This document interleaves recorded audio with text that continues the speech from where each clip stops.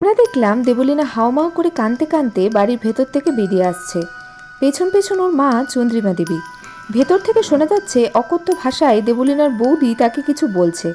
দেবলীনা আমাদের দেখে একপাশে সরে দাঁড়িয়ে কিছুটা সংযত হলো। রুদ্রদা এবার চন্দ্রিমা দেবীকে জিজ্ঞেস করলো, পারিবারিক সমস্যা? চন্দ্রিমা দেবী একটা ব্যাঙের হাসি হেসে বললেন, তা বলতে পারেন, তবে আমাদের মা মেয়েকে আদৌ কেউ পরিবার মনে করে কি? রুদ্রদা ওনাকে খানিক সান্ত্বনামূলক কথা বলে আমাদের নিয়ে বাড়ির ভেতর ঢুকলো। দেবলীনাদের বাড়িটা পেল্লায়, একতলায় বড় মাঝারি 5টা ঘর, সঙ্গে লাগোয়া কটা ঘরে বাড়ির 2-1জন চাকর বাকর থাকেন। দোতলায় 3টি বড় ঘর আর 2টো ব্যালকনি। অনির্বাণবাবু যেখানে খুন হয়েছিলেন সেই ব্যালকনিতে পৌঁছাতে একটা সরু প্যাসেজ পার করতে হয়।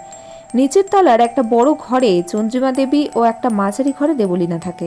বাকি রুমগুলোর মধ্যে গেস্ট রুম ও কল্লোলবাবু স্টাডি রুম রয়েছে।